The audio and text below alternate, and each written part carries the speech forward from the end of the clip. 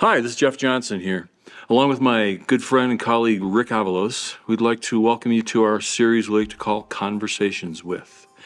On this adventure, Rick and I are heading to the home of our dear friends Coleen and John Graybill in Buena Vista, Colorado. John is the great-grandson of Edward S. Curtis, well known for his stunning portrait photography of Native Americans. John is the great-grandson of Edward S. Curtis, well known for his stunning portrait photography of Native Americans in the early 1900s. The faces and stories that Curtis has captured are full of life and rich history. What's even more exciting about this project is the fact that they now photograph the faces of the descendants of these great Native Americans that Edward Curtis once captured. On today's visit, we're going to chat with Coleen and John about this exciting project, the books they have created, the gear and the printing techniques they've used, and what the future holds for this project. So we thank you for tuning in. We hope you enjoy this adventure as much as we have creating it.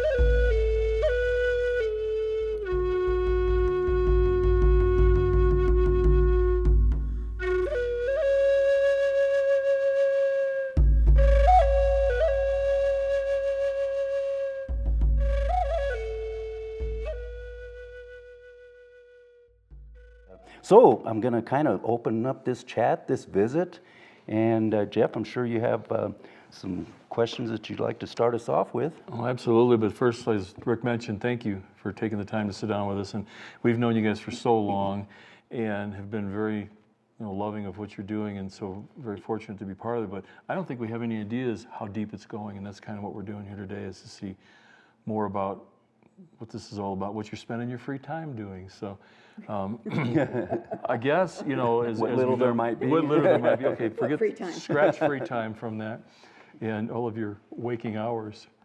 But I think that probably the easiest way is let's just start with the project itself. Just tell us what got you started, what made you think you needed to continue, as you mentioned to me earlier, this project that Curtis started. Well, it's interesting that you asked that, Jeff, so thank you. Sure. And both of you, welcome into our home. We're glad to have you here. Thank you. It's an honor for us to do this with you. But so, as you know, Coleen, well, all of you were part of the Colorado Springs Guild for eons. And so Coleen and I start hanging out together and doing our photography thing, and that's back when we were doing mountain spirit photography. She introduces me to the Guild and I become a member. And early on, I think she had a conversation with John and about who my great-grandfather was, unbeknownst to me. And so John approaches me and says, "So I hear you're the great-grandson. Would you give a talk for Guild?" And it's like, "No, I don't do that." Shut him down right then and there, see you, bye. And so we go home and Coleen says, "Well, you have a date to present at the Guild meeting on." So her and John had gotten together and kind of I'm like, yeah, I'll conspired. coach him. He'll be all right. Outnumbered for sure. Yeah, and so I knew a little bit about my great-grandfather at that point, but growing up in our household, we had a few pictures on the wall like we do here, but my dad never talked about his grandfather. And it turns out he had this disdain for people profiting off of Curtis's work when Curtis never made any money. And so my dad just loathed those people that were profiting off of his grandfather's work. That's interesting. Yeah, and so I grew up in this environment where we don't talk about it, we don't discuss it, nothing. So I got to get ready for this presentation at Guild. So I'm reading my grandma's book and Mick Gidley. I had the crash course, yes. I probably knew enough to talk for about 5 minutes, and I was told I had 90 minutes. So I get all done, and I'm doing a keynote presentation. And we dry run it with some people, and it was like 2.5 hours. Wow. So much for his 5-minute talk. Right. Yeah. So we sliced and diced it and kind of narrowed it down to what we talked about at Guild. And I was really super nervous. I never did that kind of thing. So here I'm in front of this huge group talking about this stuff.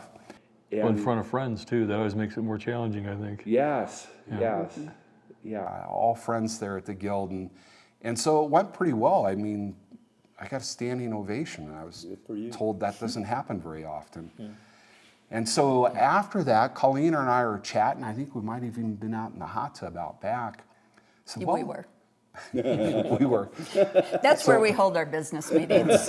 I have his full attention We should have done then. this interview in the hot tub. We could have. Whoa. So we're chatting, and we're talking about the presentation, and it was fun for me. I learned a lot about Curtis and gained a new appreciation for him going through that process. And so Colleen's like, well, have you ever thought about finding descendants of the people that Curtis photographed, and then you photograph them?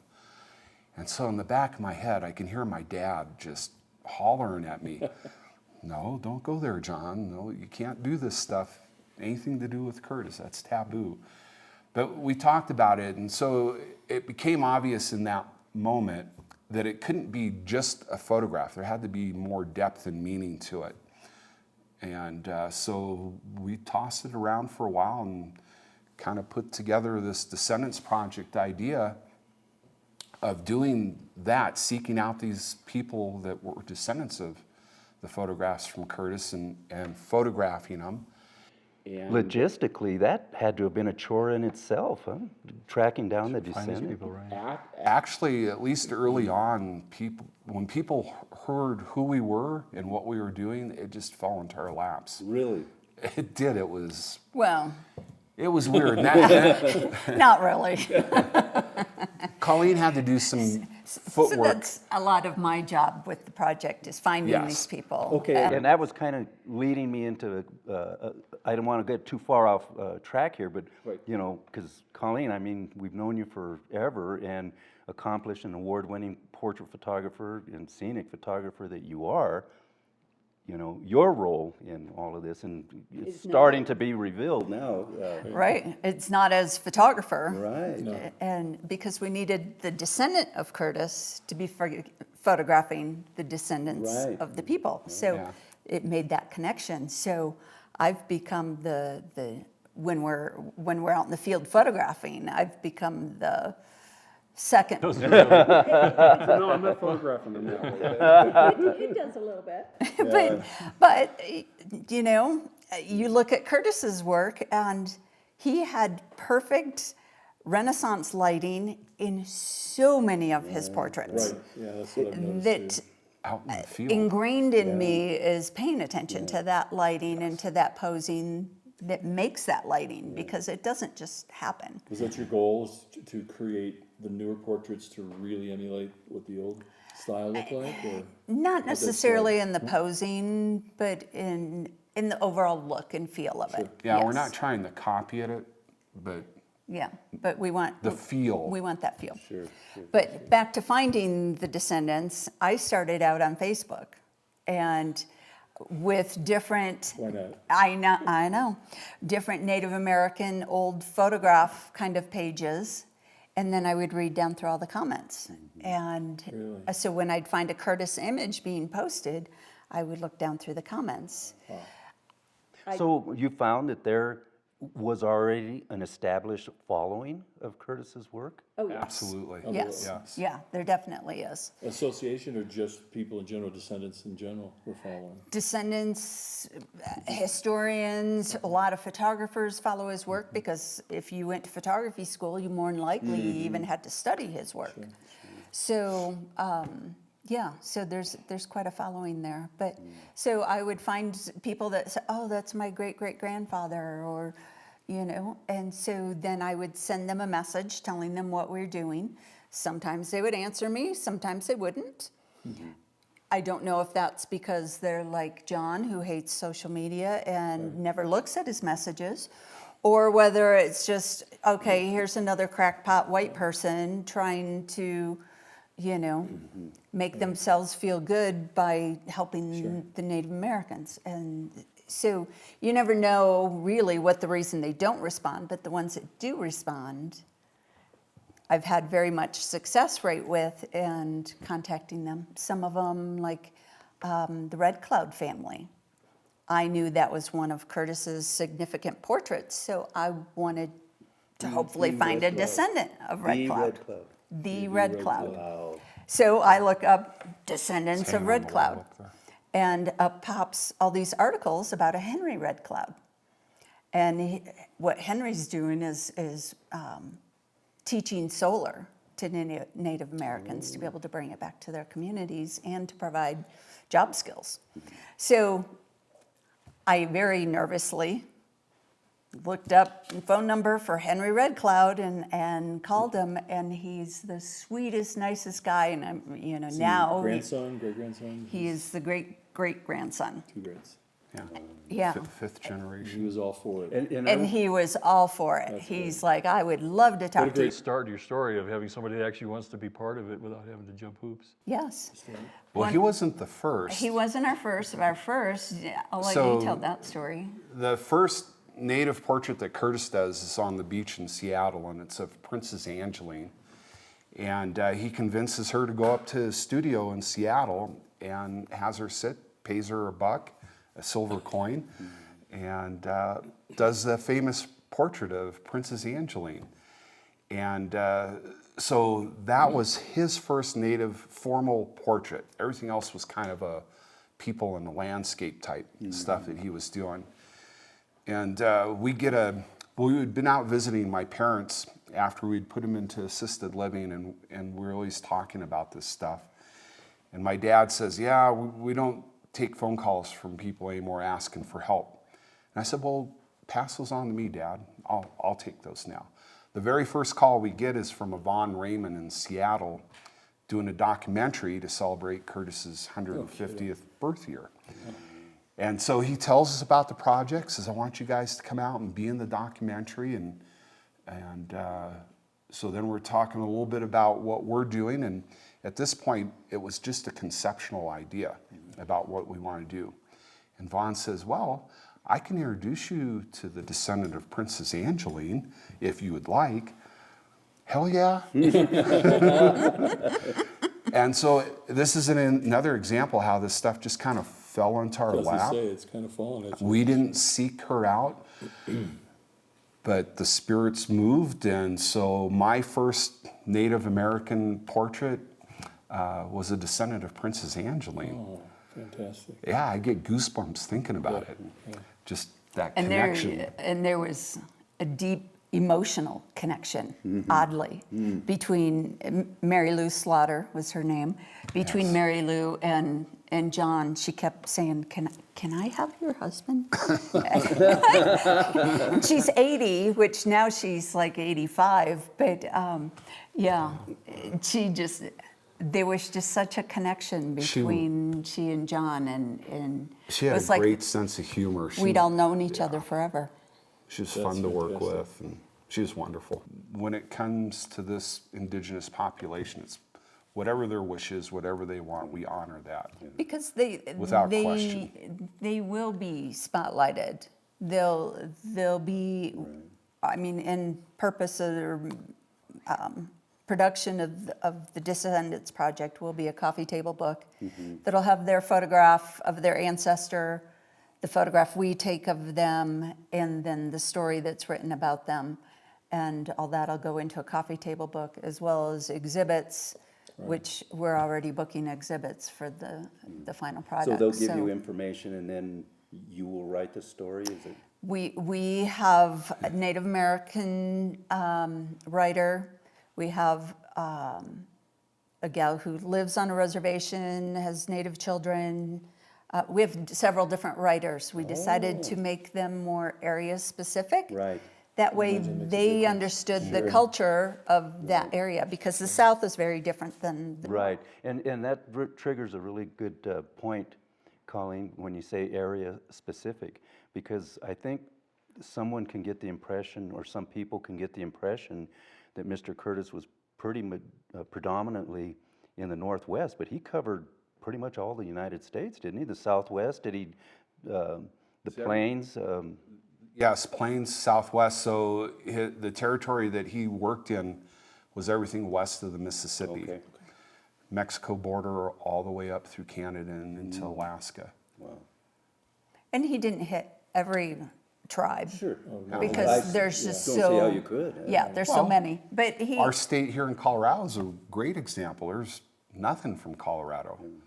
He didn't In the photograph timeline, any what are we talking ute. about here? When he was actually traveling and doing his work.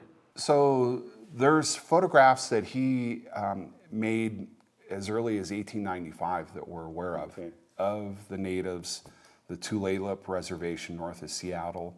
And then Princess Angeline, she dies May of 1896. So we don't know the exact date, but it had to have been prior to that, and I think it was late. And where I was going with that was him covering the plains, well, everything west of the Mississippi, north and south. It ain't like you can get in a plane and go to the next venue, what I'm you know, thinking, back yeah. then. No, a lot of it was still territories. You know? They weren't even states. That's a good point, Yeah, it goes back a ways. And I'm thinking, how did he get these portraits lined up? I mean, how did he call ahead? Did he have his agent call ahead? I mean, you know, Kinda. just really, okay, so, yeah. So he had a trusted scout that worked with him, Alexander Upshaw. And Upshaw was one that had been through the Carlisle School for Indians and graduated. And this was an individual that was incredibly intelligent, tried to do everything that the white man asked of him. And how Curtis met him, I'm not sure, but Upshaw was instrumental, at least in the early days, of going into a tribe ahead of Curtis and letting them know what the project was about and what would happen. And he could talk to them in their language and put them at ease and answer questions.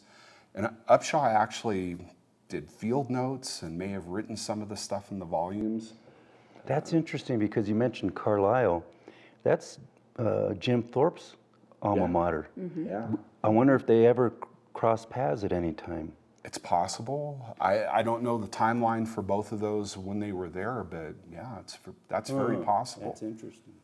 And back then, those boarding schools were not a nice place.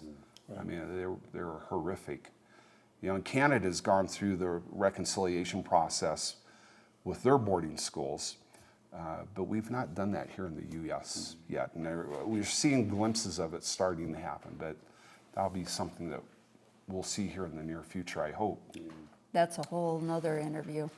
Yes. Sure, yeah. Well, we can come back, so. Well, you guys, you have enough of where we can do many interviews. Yeah.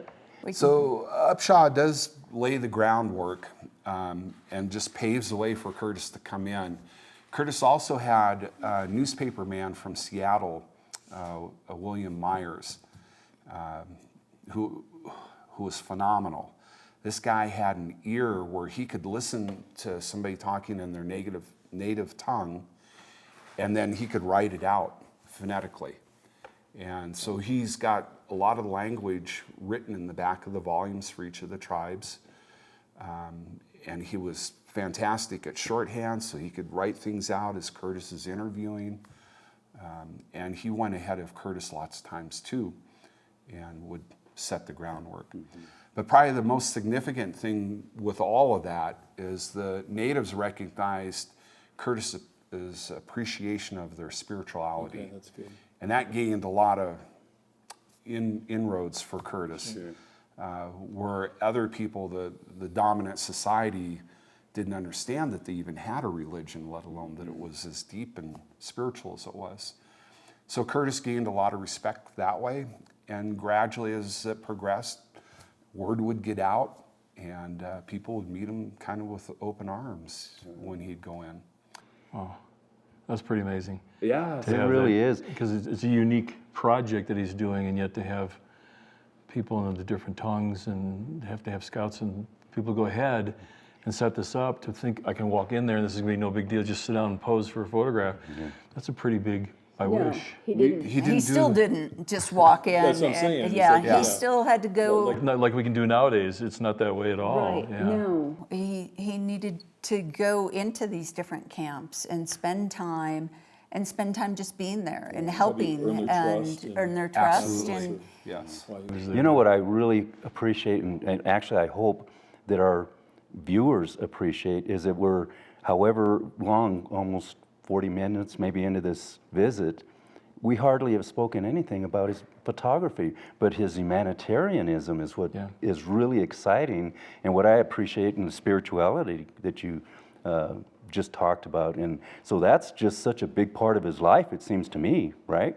It is, you know, and I find it somewhat of a sad commentary that people flock to the photographs that he made, but that is testimony to the photographic master that he was. I mean, his work is beautiful, but he even writes in his memoirs that the photographs support the text, not the other way. So the text is the main body of what he did. And he covers every aspect of their life.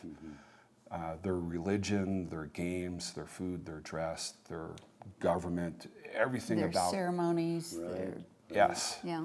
Now, in interviewing a lot of the ancestors that were, you know, 2 or 3 or 4 times generations, do you find that a lot of their history is oral, or is it written, or is it both?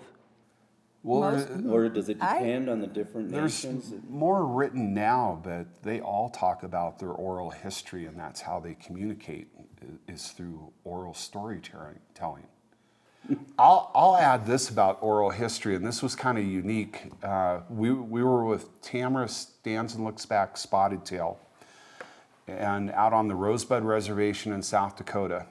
And she's a dear friend of ours. And we were photographing Vanessa Red Hawk, a descendant of Chief Red Hawk, who is in the iconic photograph Oasis in the Badlands. That's my favorite. So in volume 3, in which I was particularly interested in, was the story that Curtis wrote about the white buffalo calf woman. Kind of for the Lakota, that's their savior, as Jesus was to the Christians. And so I asked Tamara to read through that and compare it to what had been passed down to her. And she says, yeah, it's the same, plus there's stuff I didn't know that was written by Curtis. And so Tamara was relating the oral histories passed down through her elders to the story that Curtis captured a long time ago compared to current day, and they matched. That's the question that came up to my mind, is when you talk about they were all sharing the stories verbally. There wasn't any written, there wasn't anything painted, there wasn't anything, and yet they're the same story. Yes, that's a pretty amazing. Think about the, what is it called, the telephone game, or the talk to each other. By the time it gets back to the It's completely first different. person, it's totally different. That's just really pretty amazing. Yeah. Yeah. One of the most famous quotes by Curtis is, "I want to make them live forever." Nice. And that was essentially his purpose. Through the photographs, through the text that he wrote, his passion, we believe, came from truly wanting to make sure that this information was put in ink for future generations, and that their descendants would be able to see it and hear it directly from them. Yes, he was white. That gets a lot of criticism. Sure. And there are times, and I've seen it, and I've heard it from especially one of our descendants saying, this is not how we look at it. But Curtis's own implicit biases, which we understand now, but they didn't then, is how much our own background, our own upbringing plays into just how we view something. Mm-hmm. And Curtis was describing the unbelievability almost of a ceremony of a person reappearing and in a different place than what they disappeared from in one of their ceremonies. And she explained it that, how is this any different than what Christians believe about Jesus? So why was he assuming that this was some trick and that it was a show. It wasn't. It was their sacred ceremonies. And so those things did play into it, but his true heart was that he wanted to make sure these beautiful cultures moved forward in time. And whatever he could do to help that happen is where his energy came from. Well, that's an amazing point for those of us now and the future generations to realize that was his purpose, was to really put the stories out there as they were from the natives' point of view, not from some white guy with a camera. Right. To make a pretty picture, yeah. Well, it's like, many other things. Being photographers, we're drawn to photography books, and you see these beautiful portraits and such. You don't realize how much deeper, like you mentioned earlier, John, that this was not so much about the photographs as it is the text, the copy that's written. The photographs just support that. That's so impressive to me right there. I want to start reading all those books now to really understand fully where he came from, what he was doing, and sharing with us. The same descendant, I showed her some images that were other images that were in the volume, and she just was gasping. She's like, "Oh my gosh, look at this! There's see this feather in the tree, that means this, and see this rock at the base of the tree, that means this, and this is brought in from that." Things that I never in a million years would have even noticed or known that they were placed there purposefully. And she was so thrilled to see that in a photograph and know that it's right there in black and white, that's how they did it then too. That's neat. And so it's really powerful when we meet these descendants and they see these things in the images, that they realize how their culture has, how far it goes back and how it has come forward in the same manner. And So where was Mr. Curtis born? Where was he from originally? Well, as far as we know, he's born in Whitewater, Wisconsin. No birth certificate that we've been able to find. And it's possible he was born in another town, but just used that town because everybody would recognize it. So we think that's where it was. Okay. In Wisconsin, of course, they have Native American, Indian populations as well. And I guess kind of where I'm going with that is where he grew up, and having done so much work in the Northwest and the Southwest, well, all over west of the Mississippi, north and south. Do you have any information about him camping or living with the tribes, or did he pretty much stay out on his location wherever he traveled and set up camp? Well, he did do a lot of camping with his father early on, and we believe that's where he got a lot of the skills that he used for the project. And his dad was in the Civil War, came back kind of sickly, was a preacher, and Edward would go with him on his trips, and often they would camp. I'm sorry, and I misled you, because I was thinking if he camped with the subjects that he was photographing. Yes, absolutely. Okay. yes. You know, when he would bring his wagon and all of his gear in, he would, as Coleen was saying earlier, he'd kind of hang out in the camp, kind of to let people get used to him. After a couple of days, he would start helping them gather wood, water, whatever it was. So he assimilated. He was getting in their lifestyle then. He yeah, did. To really understand. Well, Well, and it's not undifferent than what we do as photographers doing portrait work. If you can't build that rapport, Exactly. you're not going to get a great picture. And so he was doing that way back then. It was a thing for him. Well, how did he pick up his first camera? What made him want to photograph? He did a short stint as an apprentice for a newspaper in St. Paul. And that's where he first got his introduction into photography. And it wasn't until later, the family had come upon really hard times, and Edward's dad, Johnson Curtis, they decided that they're going to move to the Washington Territory, a little town called Sydney, and start over there, because this is the fastest growing area in the continent, is out in Seattle. So Edward and his dad move out there. They homestead, they get, was it 150 some acres? And they're planting fruit trees and all this stuff, and they build a log cabin by hand. We've actually been in that cabin, which was kind of cool. But so they get everything set, it's ready for the family. They send word, the rest of the family comes out, and 3 days after they get there, the old man Curtis dies from pneumonia. And so Edward has to support the family again. And he and his brother Ashel take on all kinds of jobs. They're fishing, they're splitting wood, they're making bricks at the brick factory.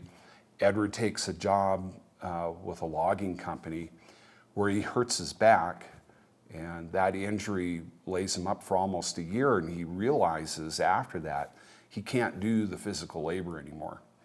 So he goes back to this apprenticeship that he had in St. Paul and buys into a photography studio in Seattle, mortgages the property for $150, and I think his mom was a little upset about that. But yeah, and so he gets started as a photographer in Seattle in a portrait studio, and soon after that, the studio is in his name. The first one was Guptill and Curtis, and there were a couple of studios that he had in between, but eventually he ends Partners. up, partners, and eventually he's on his own, and for whatever reason, he's like a master at this, with a 6th grade education. So I'm not sure where he learned it at, except out of, what was the magazine back then, for the photography? Oh, Scribner's. Wilson's Photographic. Wilson's Photographic. He got a lot of stuff out of that magazine, but Learning photography and posing and developing and it's funny, the things those old magazines talk about are kind of the same we still talk about today. Isn't that interesting? It is. Some of it's true. Copyright, the Uncle Bob's, and pricing, all that stuff. But at any rate, so he gets his start there doing portraits, and he's so good at it, he's got like a line out the door, and rapidly becomes known. If you want your portrait done and you're anybody, this is where you go in Seattle to get it done. And I think probably it was the volume of people that he was snapping the shutter for. He gets bored to tears with that. And that's when he starts venturing out and going up Mount Rainier and out to the Sound and photographing the natives on the beach. And So such. that was his weekend to get away from it all. Like most of us, we're photographers all week, and yet we get away from it all by going and photographing a mountain instead of a person. So he was kind of doing the same thing, and Absolutely. so yes. that's how the start got. He just went out and found. Some of the Native Americans to photograph as opposed to the family. There's a great story about Curtis back when he was getting bored with the portrait work in the studio and needed to get out for some fresh air. And as we know, he spent a lot of time on Mount Rainier. This one trip, he's backpacking his large view camera, which is an 18 by 22. And back then they're made out of wood, right? Yeah. The thing's huge. And It's brass, I would support. heavy. Yeah. 4-foot bellows. The tripod to support that. Yes, the old rickety wood ones, nothing like what we use nowadays. And then the glass plates, I mean, that's like a picture window almost, it's so big. There's a lot of weight there. And he's gonna go up Mount Rainier and he wants to photograph Snoqualmie Glacier and decides he needs help getting his gear up the mountain. So he talks to a local farmer and borrows a donkey. And the guy says, this donkey will backpack you up there and all your gear will be great. It's a good donkey. So Curtis does this and he saddles up all of his gear and they go up and he gets up to the glacier and he unpacks his gear and makes his photograph.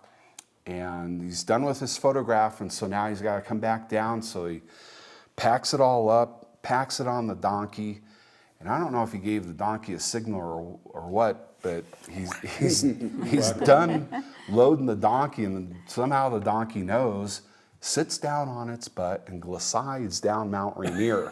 And Curtis is like, no, my camera, my glass plates. And the donkey disappears, down the mountain somewhere, and so Curtis is like, well, starts walking down, And he gets down, the donkeys just stand there waiting for him. Still everything all together. in the Everything's back. all together. He's like, wow, what a stroke of luck, you know?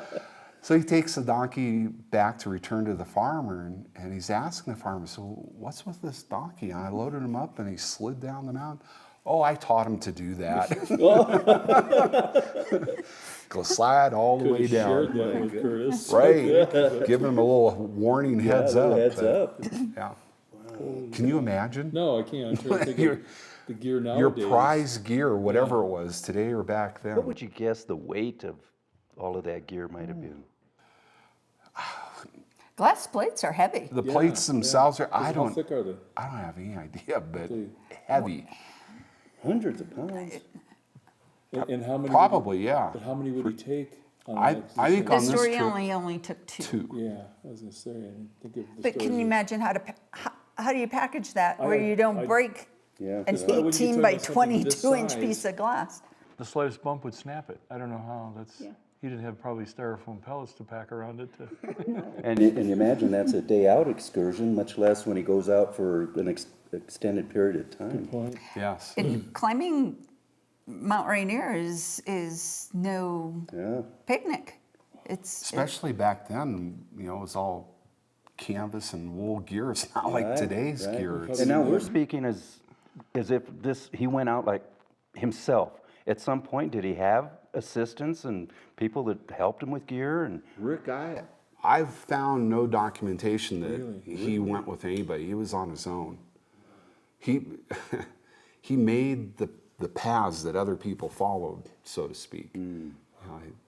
That's impressive right there. yes, it is. Well, to get to that spot and photograph whatever that nobody else has been to, there's a dream of all of us. But Right. Wheelies Hard to carry do our cameras at nowadays. this size on a backpack. Yeah, yeah. Wow.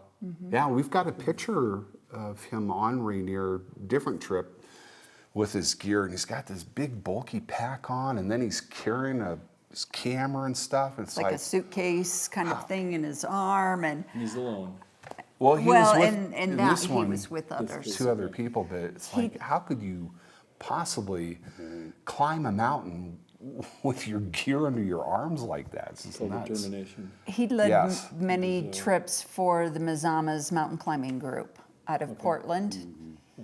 And he ended up leading a lot of groups up Mount Rainier because he knew the mountain really well. And then his brother ended up being, I think, the first official, like, paid guide on Mount Rainier. really?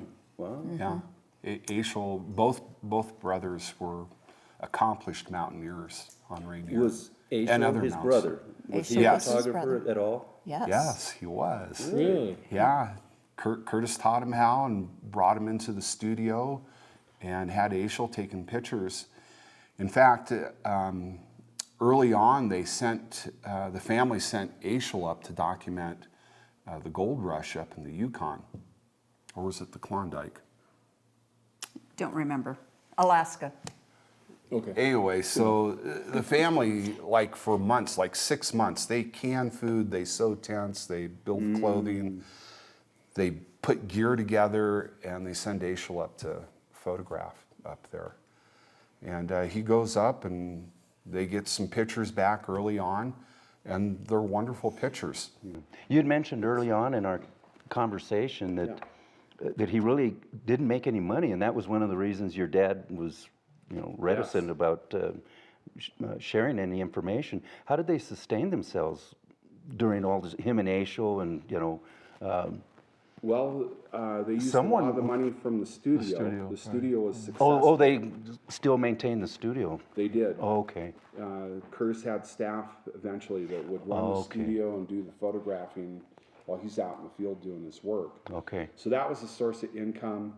He mortgaged everything multiple times, like to the hilt.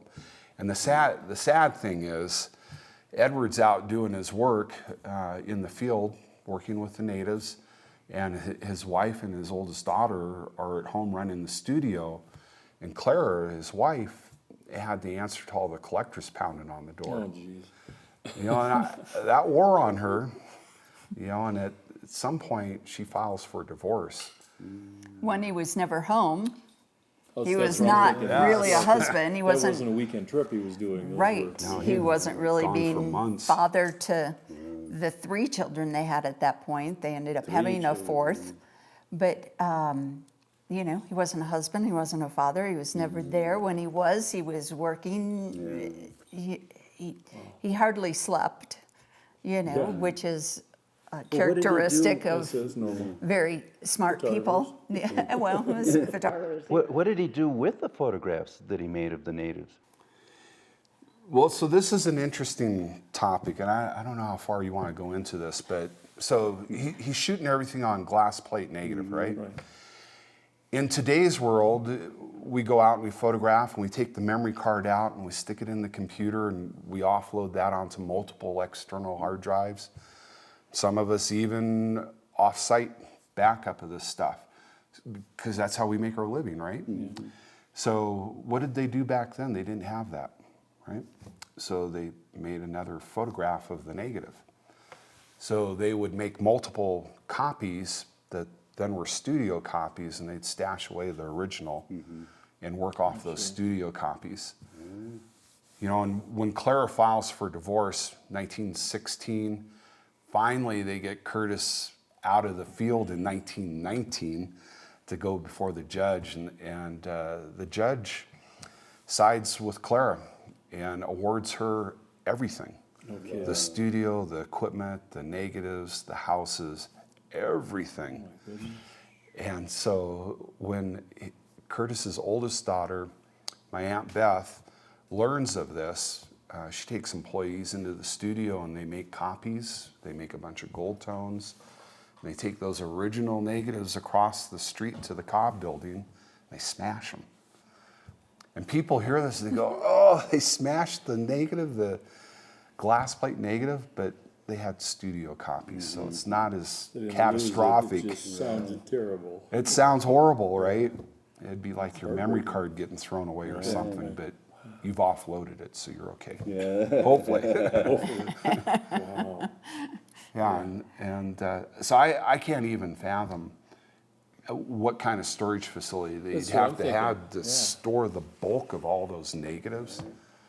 You know, and there, at one point there was a fire at the studio, you know, and it didn't damage a whole lot, and everything was saved, but there was a fire. So I'm wondering what all these trips he's doing, is he traveling out and photographing and then bringing things back and processing back at home, or is he setting up and processing on site? He did some processing on site, because we know he did cyanotypes in the field, checking exposure, focus, that kind of stuff. And I think he showed those to the people that he had photographed. Say, here, here's the picture. Those is Polaroids, right? Right. Back in the day, that was it. And so behind you guys, this is a really unique photograph titled Three Chiefs. And that was done, we believe, in 1900 in Browning, Montana with the Blackfeet. And that is what we call a POP, or a printout process. And so much like a cyanotype where you take your negative, put it on the paper and expose to light, that's how that print was made. And we believe that he made that in the field. So photographed, developed the negative, and then he develops this print And in that's the the field. original. That's And original. it's still lasting this quality. goodness. I'm sure it's changed over the time, but that's the part that amazes me. And that photograph, you know, we hung it on the wall and we've got all these other photogravures, and I kept looking at it, there's something different about this picture, and then I had to take it out of the frame, and then I realized, well, it's not the traditional, and then I found it was what they call a POP. Fast, and it's a beautiful print. And so that would have been a contact print from 11 by 14 negative in the field. In the field. Isn't that nuts? So he, like we have to do, you wait till it's dark, Sure. goes in his Yeah. tent, Yeah. does the processing, and, yeah, Fingers crossed, and in the morning it should be good. right. Yeah. Right. No light meter, Or if no you- histogram. Right. None of those modern day conveniences, which drives Coleen nuts. What, that there's no histogram? Well, just. There's no There is. feedback until till we get home Yeah, a from a month trip. later So we and- may have spent thousands of dollars to be on a trip and photograph several descendants, and we don't know if there was a problem with the Yeah. film or. Think back when When we did film, doesn't that make you a better photographer? Absolutely. While you're photographing, while you're there shooting it, you're Absolutely. more on top of it. I kept telling her, don't worry about it. I got this covered. She's still you not stand back there with a comfortable. Polaroid just in case. I still, yeah, Yeah. yeah, just because, I mean, it's like how we used to be nervous about shooting weddings, and And then we'd put the film in the mail and send it we'd to the send it lab. in the send it mail, out yes, across and the then you'd get country. that call from the lab that says, we had a couple of your rolls get stuck in the print, or the the processor when it was going Yes, through, and we don't know what was on it, and you're like, a wedding ceremony? Yeah, right, yeah, the ceremony, not even the portraits, is something you Right. could recreate, was the, Right, yeah, so, yeah, same kind of nervousness, but But that also built the drama and the anticipation. And when you'd see that finished image and it was what you dreamed of, you can't make it. Sometimes it's like, did I take? yeah. Wait a minute, Oh, yeah, maybe. Where'd that one come from? that's too cool. Well, in so many ways, I think that we're spoiled, if you will, with technology in where it's gone. And of course, it can, and a lot of times is a two-edged sword. But to think of in terms of the technical aspect of what he did and others in those days, I mean, we're looking at ISOs that can go up to 25,000, and and here they were working with what, 8, 10, something like that, 14, 20. You know, what was the glass plate speed? From When he started to when he ended, and I contacted Kodak to find out, that range would have been ASA 6 to 14. But the other thing that was going on at that time were silent movies, right? Mm-hmm. And so that's where Kodak was putting all the development into film advancement, was with the silent film. And that was a cellulose nitrate film. And I think when he got done shooting the Alaska trip in 27, might have been as high as 40 or 60. Wow. And so now he's got pictures of people smiling. Yeah. Right, sure, yeah, you can. So Alaska was the only time that he consistently used film versus glass plate negatives.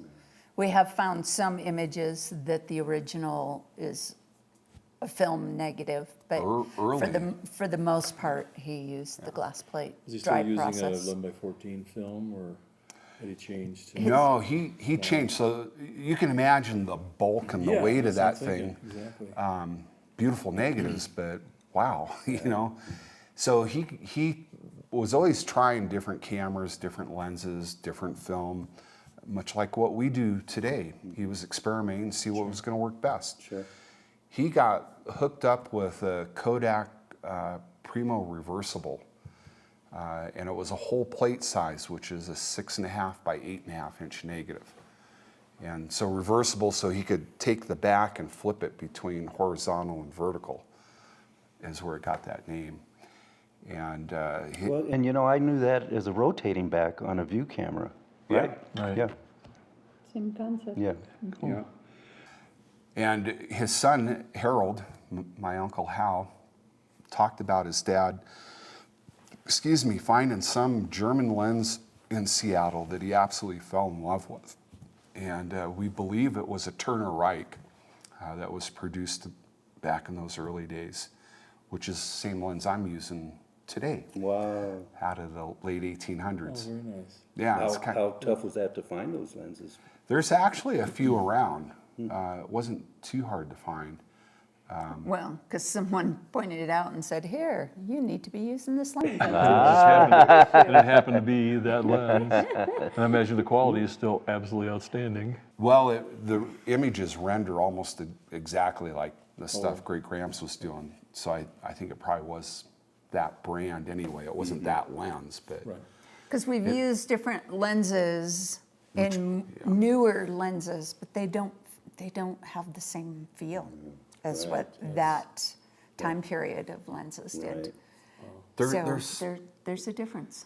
there's something magical about film or analog versus digital, like vinyl records versus CDs.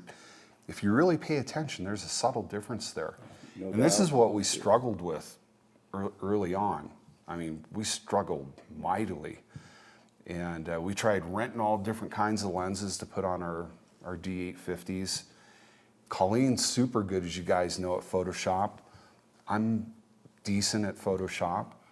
And man, we couldn't make them look the same. not even close. We tried tilt shift lenses. You're We you're tried talking digital. It's your digital. Yeah. We tried Petzval A lenses. Russian-made Petzval lens for the Nikon mount.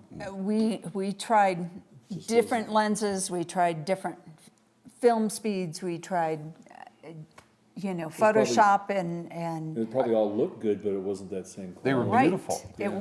It just wasn't the same. It- And my apprehension was, you don't just pick up a view camera and be an expert at it and expect to get Curtis quality images. But I underestimated my husband and his abilities. Wait a I minute. told you he was good. Colleen, come on. And he Should has talk had, Photography, John. Whoa. I see an edit there. I couldn't resist. Or not. his experience, though it be a while back, this fast was back at just how to use a view camera and lenses and everything working that way. His darkroom experience. So was that your game plan originally, was to do the project digitally? Or If and then we it- could Initially. have. Initially, and then it And I- morphed into going Yeah. Mr. Curtis's way. Did you I realize thought- that it wasn't going to work? Well, soon we realized that I wasn't going realized to it work. through the process, but beforehand, did you even have a concept No, that this is I thought going to be fine? this is digital, this is advanced technology, we got Photoshop, we can make it look any way we want. And I couldn't, digital captured way too much detail, is how I would characterize it compared to analog film. And we decided early on that we wanted it to have the Curtis look and feel. Absolutely. That we didn't want to go full color, digital, and though Curtis may have, because he was at the cutting edge of a lot of things, like retouching negatives and, artwork on negatives.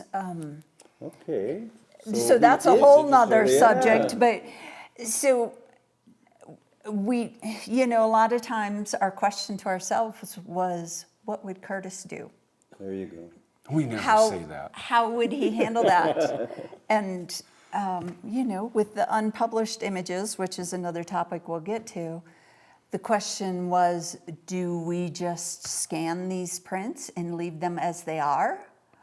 Or do we, fix the cracked glass plate and fix that? Or, the part of the emulsion that stuck and came off, do we fill that in?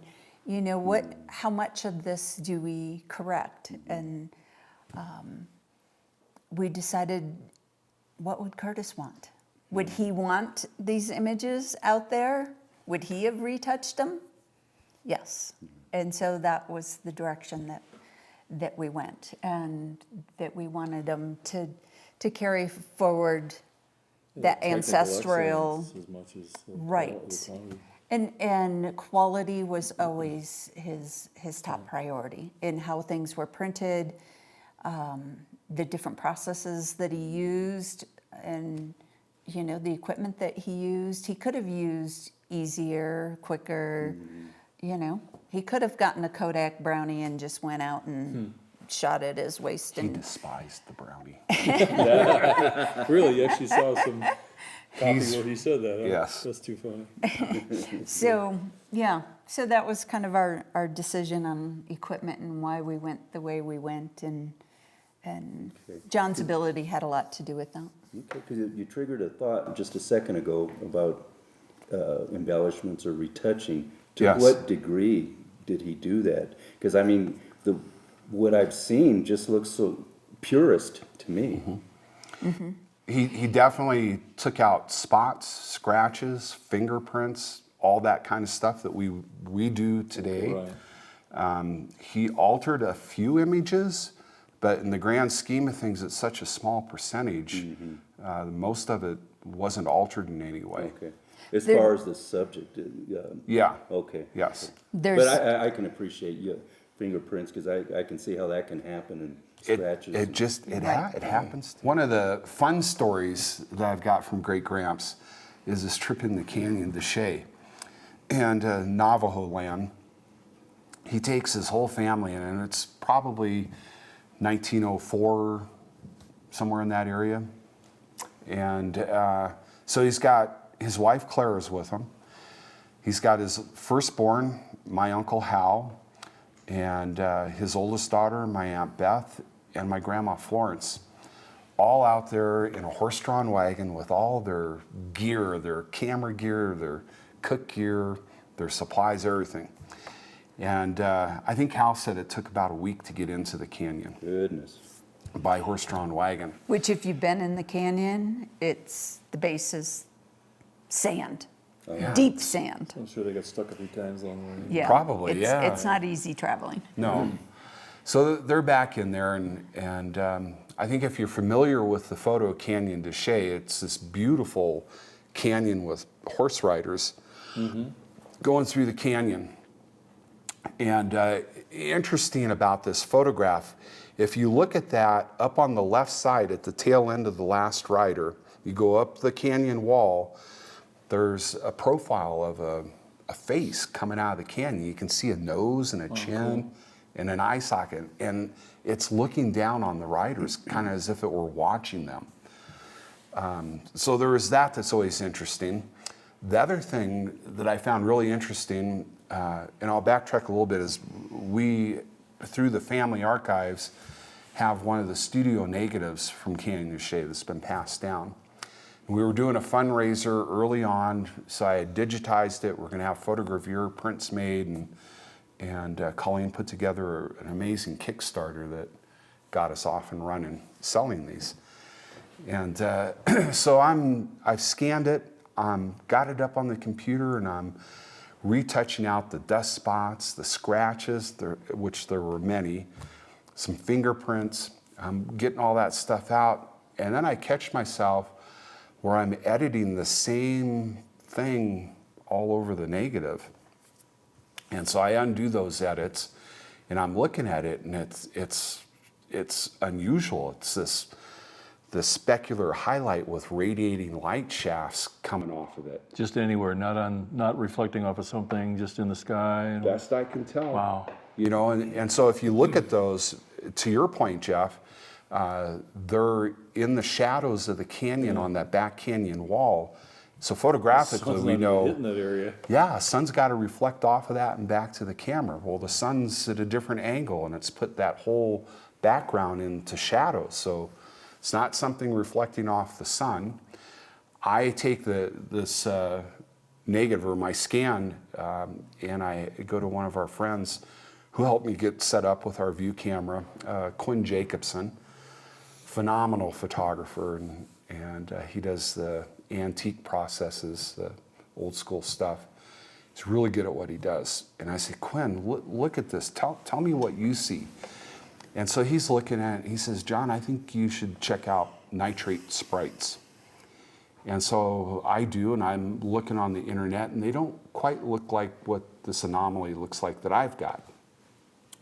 And the other thing that I realize, if it's a defect on the negative, like a scratch or a spot or something like that, through scanning, that part's going to be razor sharp.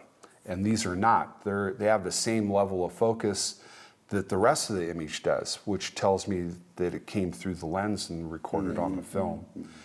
So Coleen and I are down in Canyon de Shea, and we take some Navajo guides to run us through the canyon and explain stuff to us.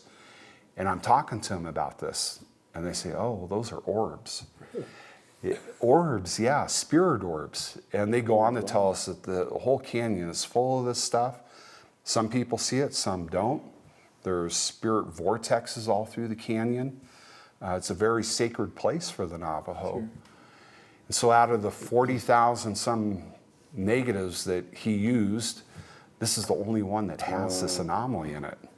None of the rest have it that we've seen ever. Not that we've Did they mention anything about what the orbs mean? They do? Are they benevolent, malevolent? I would imagine they're, in their spirituality, there's benevolent as well as malevolent. They didn't go into that detail with us, so I don't know the I'm answer just to that. curious, that's really interesting. Yeah, and I like to think of the face watching down and the Yeah, spirit orbs That's true. guiding Guiding, there you go. Yeah, exactly. the Yeah. natives through the canyon in a safe manner. And so as the story goes, he had 3 natives on horseback, followed by another 3 on horseback. Okay. And if you look at the picture, that back group has 4. And so old man Curtis is looking at the composition, goes, well, I don't like the 3 and the 3. So he tells his son Hal to grab a blanket and get on the back of a horse. And so that's Uncle Hal at the very end. Oh, But that's the rest cool. of them are all natives there. He wants to work with odd numbers. Imagine that. Imagine that. And so I've shown this picture. I've got a copy on my iPhone that I'll share with you guys of the negative with Yeah. pointers to the Yeah, orbs. nice. Yes, definitely. But I've shown it to other natives, and it doesn't matter who, if Crow or Navajo or who we show it to, without telling them anything else, what do you think this is? Oh, those are spirit orbs. Wow. And they just Wow. right off the bat. Very cool. Yes. These stories are just so intriguing and fascinating. I'm going to ask to draw on one more story. I understand there's an association that Mr. Curtis had with General Custer. Well, of sorts. So I believe, how far back do I go on this? So there was a famous Crow warrior named White Swan. And supposedly, before Curtis had been onto the Crow Reservation, he had already passed. Yet Curtis has got this copyrighted photograph of White Swan. And we've seen a copy of it. It's definitely got the Curtis Studio stamp in the lower left, so it's a platinum print. And it's a beautiful portrait. And it's prior to his 3 field seasons into the Crow Reservation. I believe Curtis spent some time with White Swan and learned about the Crow Scouts that worked with Custer at that. Okay. I think it was that trip that piqued his interest. Okay. So Curtis comes back for 3 different field seasons to research from the native scouts, and these were Crow warriors that worked with the U.S. Army and General Custer. And so he ends up spending 3 seasons out there, finding out from the people that were there at the battle what happened from their point of view. And they lead Curtis through the battlefield, and we've got a hand-drawn map that Curtis made. And the interesting thing is it's not in distance, it's in time. 5 minutes on horseback from this point to this point, 10 minutes here, 7 minutes there. And so they lead him through the battlefield, and they describe the events as they recall. And Curtis says they had amazing clarity in what they shared with them about this battle. And so Curtis gathers all this information through 3 different seasons. And he's got correspondence with different generals that were there, current day generals that he's corresponding with, trying to piece together what actually happened. Because what Curtis is getting from the Crow warriors that were there working with Custer is far different than what historians had written. Mm-hmm. So he compiles all this information. It's going to go into volume 3, and volume 3 does contain the field map of the war and what happened. But he had published a preliminary report in a newspaper, and Custer's wife read this. She goes to President Roosevelt and says, how can you let this Indian lover talk this about my late great husband, a true warrior? And so Roosevelt and Curtis, they get together, they discuss it, and Curtis agrees to put in kind of a watered down version into the volume. So he knows that the truth has to come out at some point. And so he gives all the documentation to his son Hal and tells Harold, when the time's right, give this to the appropriate people. And you're the right time. And so in 1986, a year before Hal passes, he gives it to the Smithsonian. Oh, okay. And it's fascinating, as I've gone back and done Google research on what happened, and in 86, the dialogue changes. Custer's no longer a war hero, Right. but now he's painted as somebody that was jaded in his military decisions by his passion to maybe even become president. So he had all these ambitions that were at play that probably led to some poor decisions on the battlefield. And so now, the truth is out, and it speaks to what the natives have known all along. That's fascinating. Yeah. It really is.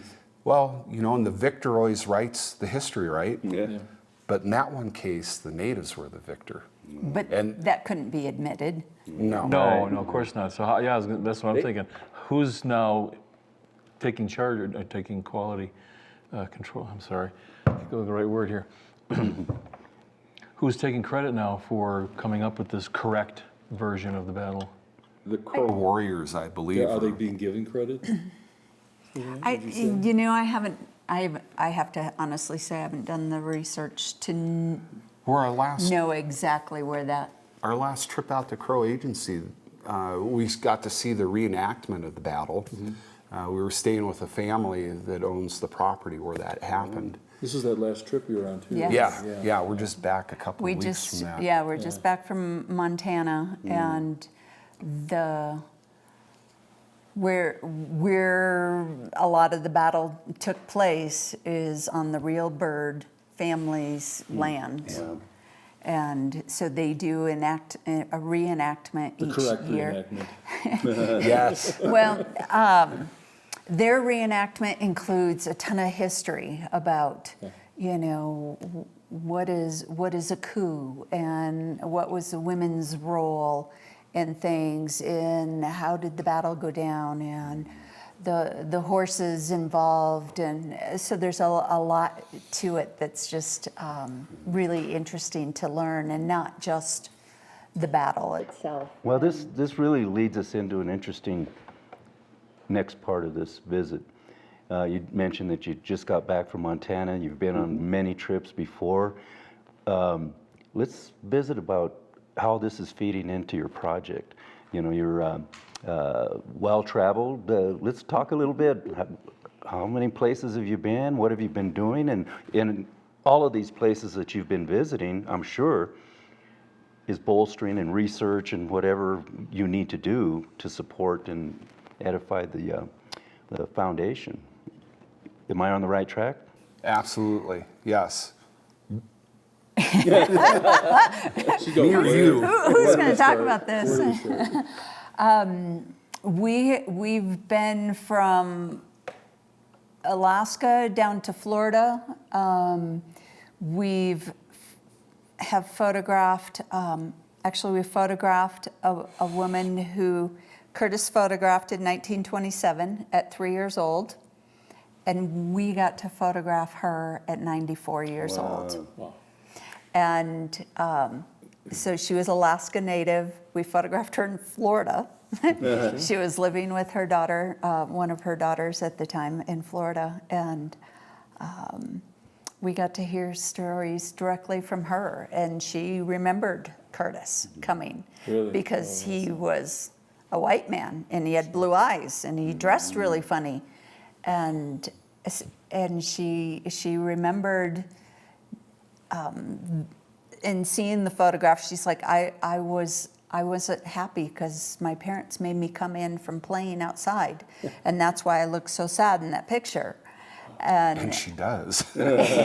She's got a pout going. Yes, so she was explaining things, and so that was an incredible experience to get to talk with her. And then she moved to Colorado Springs, which is only 2 hours from here, back in with another daughter and her family, and so we got to have a lot more interaction with her and interviewed her another time. She actually came over here when we did an exhibit on our unpublished Alaska book, and she came over and told stories during our presentation. Oh, nice. And everyone loved her. But so we've had that experience. We've photographing Chief Henry Red Cloud. We photographed him before he became chief, and then he called us and said, "John and Coleen, I want you to come to my making of a chief ceremony. Will you bring the big camera?" And where was this? That was in South Dakota. South Dakota. Pine Ridge Reservation. No, it wasn't on Pine Ridge. Oh, the making of the chief It was was at Rosebud. Bear Butte Mountain, which is up by where they do the big motorcycle rally. Oh, Sturgis? Sturgis. Well, it's up by close. Sturgis. Close to that Yeah. area, yeah. So anyway, so we've gotten to hear his whole story. We've been to Vancouver Island and photographed and interviewed 2 different artists there. One is a chief, one's about to become a chief. To different people that really don't have much to do with their culture. It's part of their past, and they know their family. They just are choosing not to participate in it for various different reasons. So it's run the whole gamut from, just what we see as Euro culture or white culture to being chief of their tribe. And Well, I can appreciate the fact that we've got these generations, familial generations, a bloodline going on here. And I can appreciate the passion that both of you have in this project, to the extent, my great-grandfather was Edward Curtis, and I have some of his photographs. I know a little bit, actually quite a bit about him, but it would be so easy to say, and that's nice. Just let it go at that. And let it go at that. So what drives you in this project? And let's talk about the Legacy Project. Is that what we're calling it? The foundation? Descendants Project. The Descendants Project? Okay. Yeah. the name of our foundation is the Curtis Legacy Foundation, Okay. which we named because we wanted to carry his legacy and the Native Americans who he photographed to carry their legacy forward. So Can we it was cut? both. Uh-oh. You didn't like I really jacked that up. If we're interviewing, we should maybe know What we're talking about? what it is.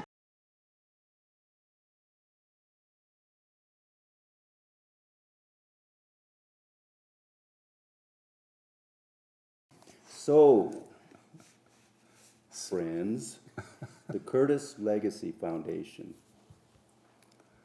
What drives you? She does. Gosh, with all of the rich history that you've been able to put together, the spirituality of Mr. Curtis, the talent that he had as a photographer and as a writer, that question just comes to me. I'm sure it comes to you too. absolutely. What drives? What's the driving force for you to create and to really make this foundation work? That's a great question, Rick. I would have to say the stint that my wife Coleen and Jonathan Betts of roping me into giving a talk at Guild, that really got the juices flowing. Because I knew of Curtis and I appreciated the photos, but I really hadn't taken a look at it, his life and the work that he created. And that was the genesis that really got me into it. And then once we actually got into the project, working with these indigenous people, they are, as a group of people, the most heartwarming, welcoming, loving people I know as a group of people. It's mind-blowing. They welcome us into their homes. They would give and share anything with us. Some of them you have to be really careful with, because if you say, oh, that's kind of nice, I'd like that, next thing you know, they're giving it to you. Oh, you don't even have to say that. It's, You just have to notice. yeah. But I think one of the also big catalysts was early on when we had kind of started the Descendants Project. We went to hear a gentleman, Clay Jenkinson, who's a very well-known historian. He works with Ken Burns a lot and PBS, and he was giving a talk about Edward Curtis. And so we were at this and got to hear his presentation, which was amazing. But there were a couple things that are out there in various books that the family knows aren't quite correct. And so following the presentation, our friends who were also there, John mentioned that there were a couple things that he kind of got a little wrong. And so she went and told Clay that he had, John says you have a couple things wrong. And so, she was bold about it too. yes, By the way, it was yes. Oh no. So we sat down and had drinks with Clay and we talked and we, explained He was open to more. listening on this Yes, too? Okay, that's yes, good. he was very open to hearing more, especially from the family. And he's like, the family has been non-existent in telling the Curtis story, which is very true because of how John's dad felt. And he said, if the family knows different facts than what are out there, you guys need to be telling them. You need to be sharing this information. It's your family obligation, per se. Okay. And we really took that to heart and decided that we do have information that other people don't have, and a lot of people had come to John's parents explains different things differently or talks about something that maybe John's dad had never read. And so part of it is making sure that Curtis's story is truthful and that we're sharing that, yes, we realize he wasn't perfect, but we're also judging him from this century when he worked over 100 years ago. Right.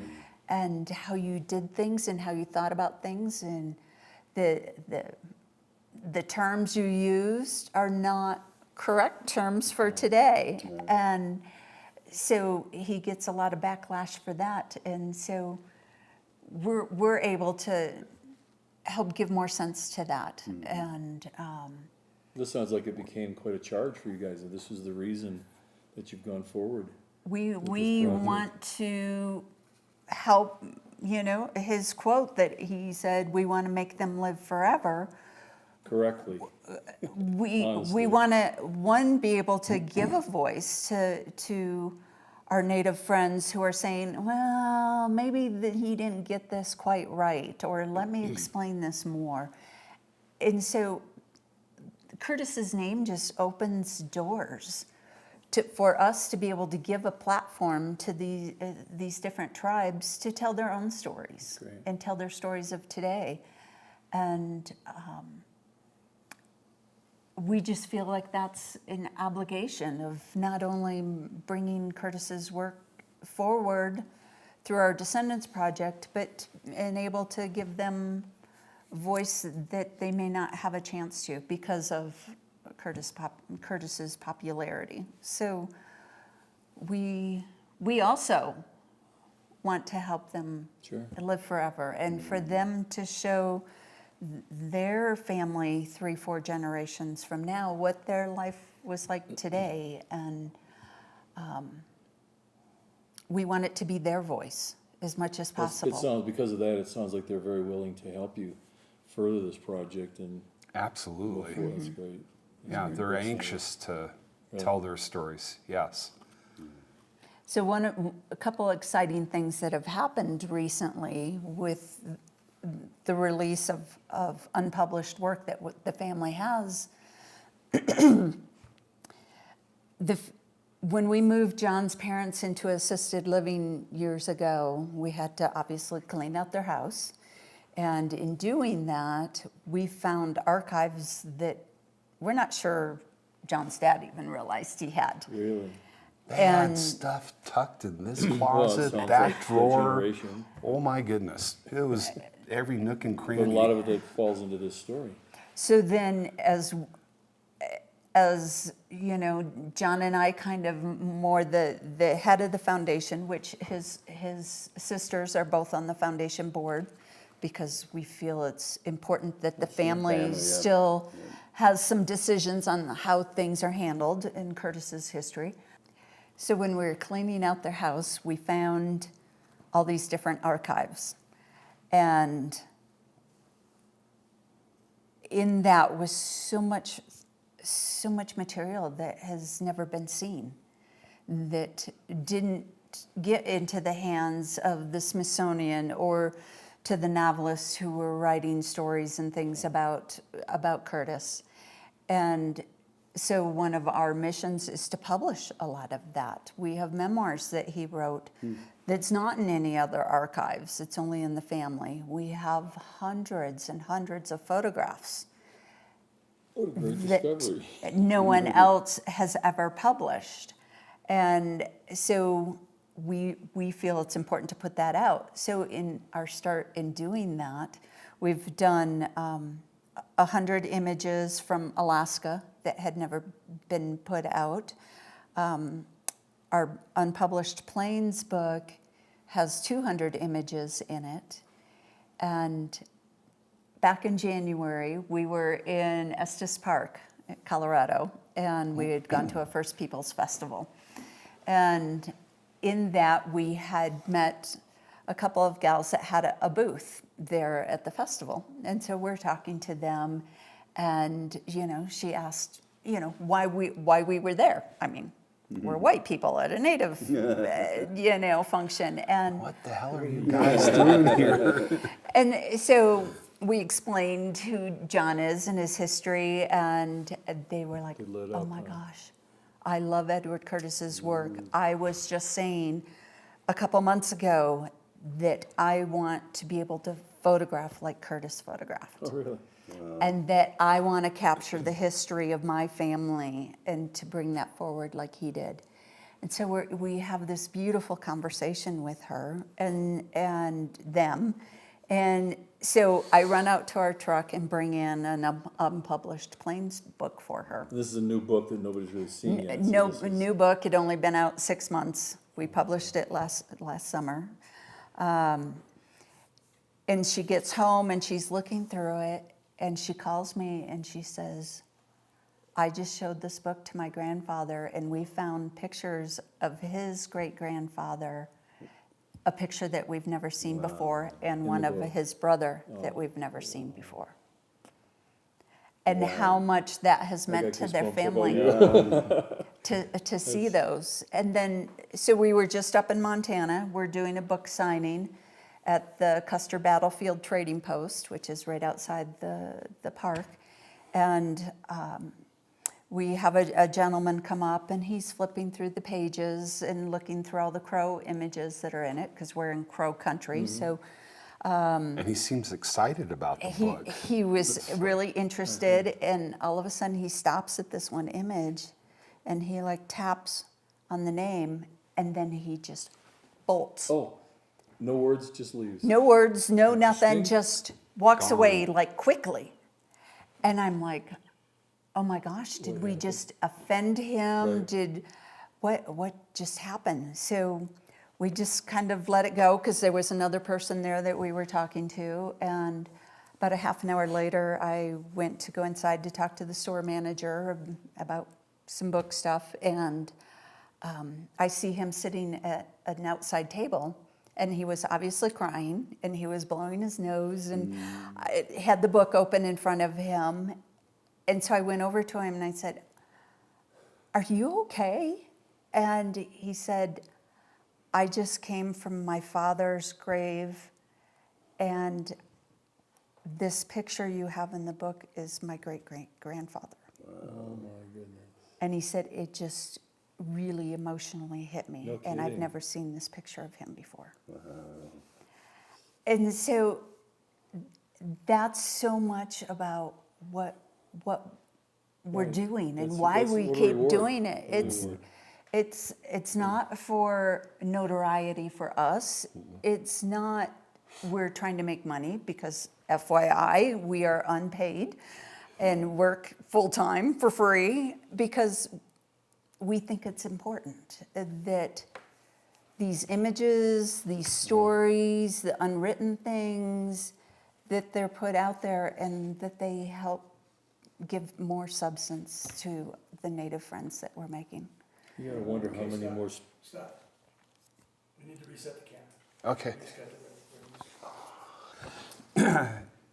Coleen brings up a really good point about why we do this, and seeing the expression on individual natives when they see ancestors that they had never seen priceless, before. absolutely, yeah. It's priceless, and to witness that firsthand, it's really heartwarming to know that you've created something that really touched that person's life. And so that's pretty much the genesis for our unpublished series, is to make these pictures available for the natives so they can see pictures of their ancestors that they might not otherwise get a chance to see. And I melt every time we experience something like Tumbleweed, the story that she shared with us. It's just amazing. So the foundation to that end donates these unpublished books, and currently it's unpublished. Well, it's Edward S. Curtis Unpublished Alaska and Edward S. Curtis Unpublished Plains. And then we have 2 more coming up in the series for Southwest and Pacific Northwest, and we're not sure where California's going to fit in there, but somewhere. West Coast, probably have West enough for Coast. another book, I'm sure. yes. Possibly. So the foundation donates these to tribal libraries and universities. We cover the cost of the book and shipping, and we've sent out well over 100 to Alaska, and where are we at in the plains? 60 or 70 Yeah. so These- far. Again, these go into libraries and colleges and To native, Tribal. to the Yes. native tribal libraries and universities. Okay. And so unpublished Alaska, we donate into that region. Right. If somebody else wants it, we'll make that happen for them. The Plains book, we're focusing on Plains colleges and Okay. libraries, and we'll do the same with Southwest and the remainder of the books. Yeah.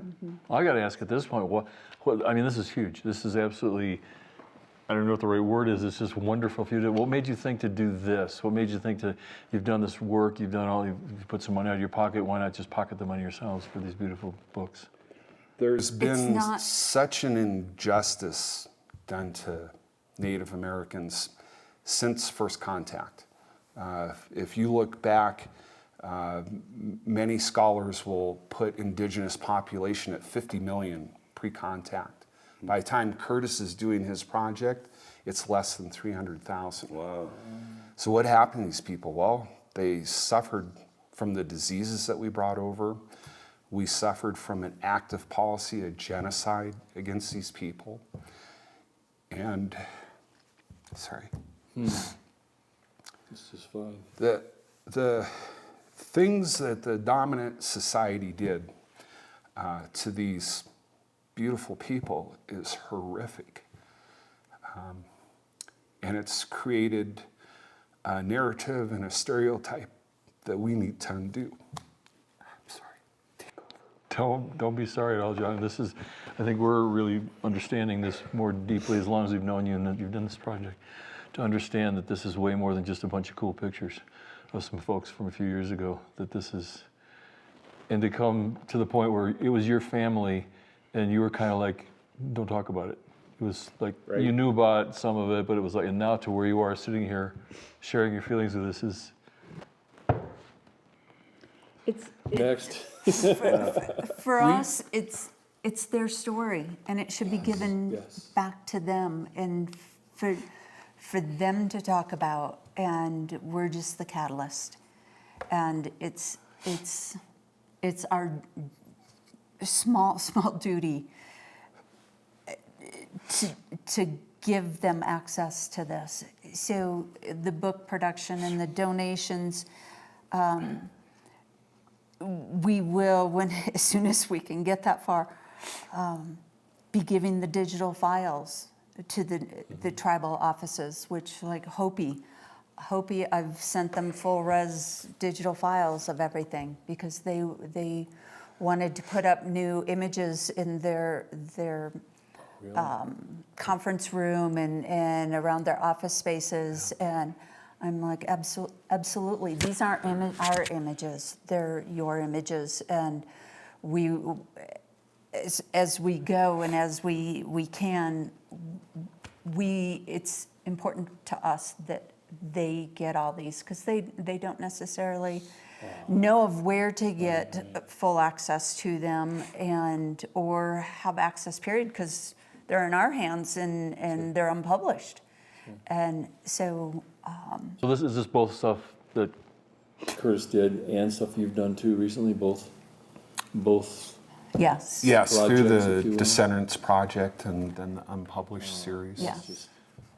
One of my goals is to be able to print and frame images of especially all the unpublished work, but a lot of them don't have the published work either, but to be able to print those and frame those and have them for every tribe that Curtis photographed, give all the Navajo images to the Navajo and all the Sioux or Lakota, get all of theirs and they can display them for their people. One of our other projects is that we're just now kind of getting started is a program with the schools where we print photographs from that region and make posters for them to put up in their schools. There's a couple schools in New Mexico that have already requested and said, our children in our school, which is majority Native, Navajo, they don't have any ancestor photos to look up to and to esteem to. And To get them to that early age of children too. right, Yes. to instill that pride. And so we're starting to work on a curriculum and posters to be able to put into the schools, and the curriculum will be done by natives. It will not be done by white people, which is important to them and it needs to be their voice again. And that's something that we've had to learn is how to step away and not go, this is mine, this is Curtis. Right. No, Just that vehicle we are the vehicle. Well, how exciting for you to be able to, you're really connecting generations here from just, oh man, I don't even have the words there. It's just, it's cool. Well, I want to read something. We deepen understanding of Native American cultures by creating learning opportunities using the work of Edward Curtis as our platform. That's your mission statement, isn't it? It is. Perfect, especially after You're living it. we heard it before, but now sitting there listening to them talk Yeah. about what they're doing. Yeah, you're truly living it, and we've used the word passion more than once during this visit, and you're certainly exhibiting that. And gosh, it's just such a pleasure and an honor to visit with you and to see where you started out. And I'm sure it feels like it's been a long road to hoe for you guys, but it just seems like you've just come such a long way in a short period of time. Yeah. Yes, we We started the have. foundation in 2018. 18? So it's 6 been, years? 6 years? Yeah. It's truly impressive that, Very impressive. That an idea, a thought, a passion, again, would take root, and you've just really ran with it, and I don't see any lack of steam in your engine either. Well, a couple days ago, People are always asking us, what are you going to do after volume 1 of the Descendants project? And it's like, oh, good grief. You know, I started this project older than when Curtis was and he finished. And so I tell people, well, we'll keep going as long as there's gas in the tank, but we'll see where that gets us. Yeah, but these kind of stories that you're telling us, those have to certainly fill that tank up Oh my over and gosh. over again. They do. It's what keeps me going. It We keeps come us away going. from every one of them with just feeling so emotional and touched by their stories, and Do you feel that you receive more than you impart? Absolutely. yeah. I think back on this last trip up into Montana and working with Shawnee Reelbird. And this is a very young person. She's what, 26? 25. 25. And so that's her physical being, but the knowledge and the information and the emotion she shares, she's obviously an old spirit. She's been around before. She's been around, yes. Obviously. Listening to her It's- is like reading poetry, native poetry, Crow poetry. Her grandfather was Montana's state poet laureate for several years. And so that storytelling, and I think that cadence and Right. has come from him, which she's very, very close to him. And She's done amazing it's things just for so, a young person. She became a commercial pilot for Delta. You know, first female Native American commercial pilot for them from the Northern Plains, from northern. Crow. Yeah, and she did this at an early age, and she loves horses. You know, and so when we do the Descendants Project pictures, trying to avoid some of the criticism my great-grandfather gets about staging and dressing, I tell every person that we work with, you pick the location, you come dressed as you want to be remembered. And that's how we do it. And she wanted to be photographed with her plane and a horse on the runway at an airport. In her traditional elk Yes. tooth wool trade blanket dress. She had her grandfather's war bonnet. Was it her grandfather's or one of her family members, which cool is is something that? traditional to do. And yeah, I had 2 preconceived images before we ever got out there. I had this thing in my head about her and her horses. because we'd talked to her so much. And she explained, well, I want to be photographed with horses in the plane. 2 different photo sessions. And so I had this vision of me shooting from an elevated angle, her stationary, so she's sharp and in focus, and because of the film speed, I can do fairly slow shutter speed, and I wanted horses moving around her blurred. Cool. And she pulled this off for us. And at So the we end, went out into their acreage, which is a large area, with an ATV, and got to help round up the horses and got to Wild take Mustangs. wild horse photos in the meantime. But round them up and get them down into the corral, and so we had 15 horses in this corral, and they're wild horses. They're not, you're gonna walk up and pet them. Right. And so we, through the help of a couple other people there, got them to move around her, and it was just one of beautiful. the last shots that I did that, I'm up on the tailgate of my Ford shooting down at her, and she's sitting in the corral with these wild horses moving around her, and she goes into prayer to the spirits. And With a long shutter, so the horses are moving. yeah, so the horses are moving, she's stationary, and it was a spiritual experience. It was just incredible. And so the other picture that I did she had some ideas, and Coleen did, around the airplane with the horse, which we got before airport personnel came out and says, you can't have the horse out on the runway, get it out of here. It's like, imagine that. We got the shot, yeah. She'd gotten permission to be out there, and it was like their training school area, so it wasn't their main airport runway. But she hadn't necessarily gotten the permission for the horse. Yeah. Well, the head honcho didn't get that memo. Everybody else did, but the big Yeah. guy, the But chief. it was all okay, and we got it done, and we're going to send them copies of the images, and they're so excited. And you just did this recently too. This Yeah. was like This 2 was- weeks ago. Okay, that recent. Yeah. So the last shot, I told Shawnee and one of the airport people, I said, I want your plane in the hangar, in the shadows, and you out in the light. And so we made that shot come off. And I had about 4 stops between her and those shadows, so it should fade out about the way I want.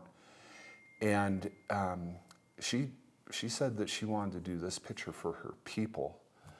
And so I had everything all set up, and she says, don't take the picture yet.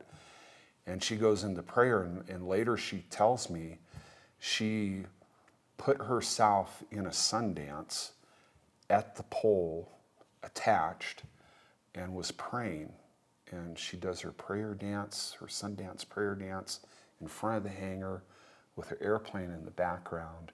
And I get that picture. And it's like, I might have orbs in the back. I don't know. We'll see. Probably, yeah. But it was deeply emotional for everybody that was there, and she was extremely emotional. I mean, she took herself to someplace very sacred for this photo. But we've had a lot of sessions and interviews that have been this way, that are very emotional for them and for us, and what we learn from them. And it is just such an honor for us to have that ability to spend this much time with Native people in many different tribes, and to be able to grow from that and learn from them. And I wish that everyone could sit and spend a whole afternoon That's what I'm thinking. I want to be talking. Let's go. Yeah. Yeah, and well, this last trip, John's sister Janet came with us, and she, for the first time, got to see what we do and experience what we get to experience out in the field, because we come back and we tell our board of directors all the things that we did, on this last Descendants trip, and or the people that we met and stories that we heard, but it's not the same as being there and hearing that person and getting to hear all the other things that don't happen on camera. And Question. Yeah. Do you have anyone documenting you as you're documenting? we have Not really. Not really. We have a gentleman that had started to and was spending time with us out in the field. He was born in Canada, raised in like Minnesota or Wisconsin, right up in there, and then decided, he's Jewish, and he decided to move back to Jerusalem, where he had family, and so he now resides there. And with the war going on, he's it's thought just it'd be very kinda difficult for him. interesting. But Cool to have some kind of archive of you guys doing what you're doing. Yeah. We grab an iPhone shot here and there. yeah, but the hard part is the flexibility. Sure. When we had, I keep talking about this Montana trip, but it's most recent. We had a schedule all laid out. I think one thing in almost 3 weeks' time happened airport. when it was supposed to, or Was what your flight we had there? It was originally. close. That wasn't even on time, No, was I'm it? thinking John Pepion, Oh, yes, his yes. who is a very well-known ledger artist, which ledger art, which I can tell by your face, you don't know what it is. What the Heck is that? When the white colonists started moving west and killing off all the buffalo, which and thus killed off a lot of the Plains tribes' food and just resource, because they used everything about a buffalo. It also took away their canvas. They would do their winter counts, which is like a story of what's happened that year. They would paint it on the buffalo hide. Well, as those hides became not available to use, they started using accounting ledger paper, because it was the only paper available. And so either plain ledger paper or paper that, actually has accounting done on it. And they would take that paper and they paint on it. And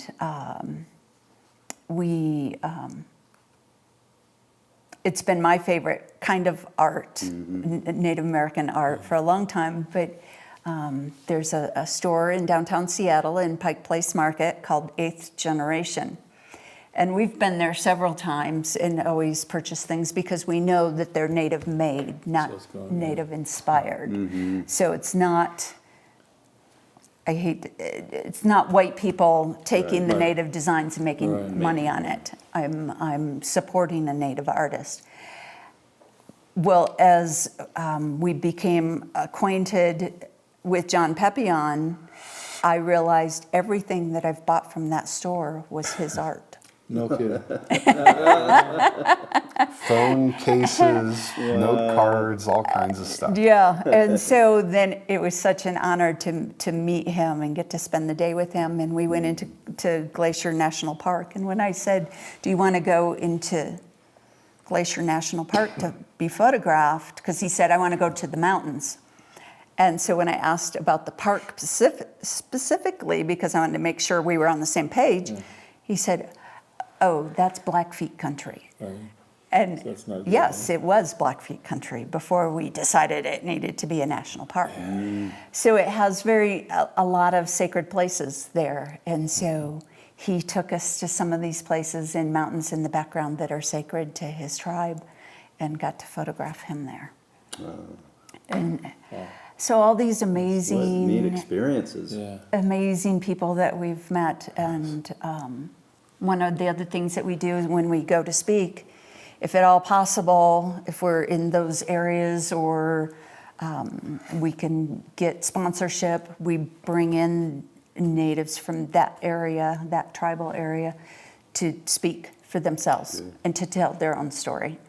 And so we are working on a couple museum exhibits up that way, and if they pan out and there's presentations to be given, they will be a part of it, and they will be able to tell their own stories. How cool. Thought comes to my mind, I know we've talked about this before, and now we're hearing all you've been doing. How is this not overwhelming? How is this not, I mean, I know we talked about lack of sleep and time and travel and paying for it, but how's this just not blowing your mind? Like, I'm going to watch a movie instead, stay home. That's what I'd do, I think. It can get overwhelming at times. Probably the stress is self-inflicted Sure. to produce the material. He tells me that all the time. Your deadlines are self-inflicted, Yours are. and mine are. Are you arguing with him? I think you I am a very deadline-driven person. Yes, which is something that we're learning from our native friends. Let it go. It will Well, happen in the time it's supposed to. It does, and they even joke about Indian time. We have Pacific time, Mountain time, Central, and then there's this time zone called Indian time, and it's a real thing. They joke about it themselves, but things like Colleen's saying, they happen when they're supposed to happen. You can set an appointment for 10 a.m. Might happen at 1. When it's ready to happen, it happens. And it's kind of interesting. So early on, that caused a lot of anxiety, at least for me. It's like, we got a schedule, we got to, and especially on this last trip, we've gotten to a place where we can just kind of let it happen. And We know to allow extra time, extra days. And ultimately, if it's meant to be, it will be. If it's not meant to be, it doesn't happen. Well, I think that's Another American thing is these time zones and stay on time, because when I've spent time in Cuba, it's like, we'll be there, we'll get there when we get there. Same thing. There's absolutely nothing wrong with it, it's just how it is.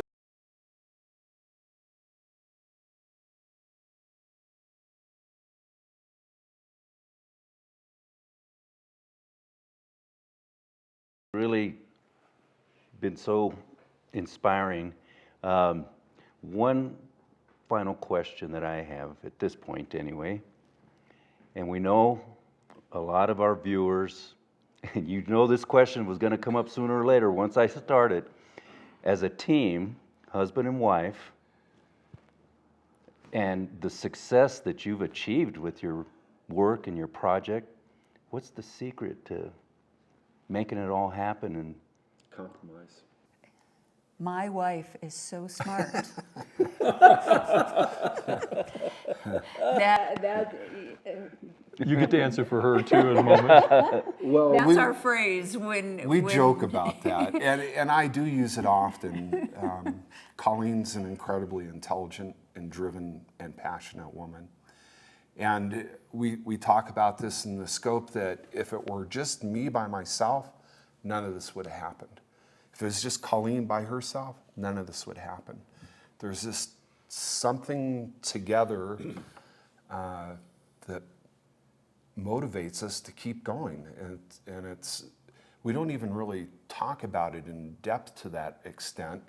It's just we share an equal passion for the natives that we work with.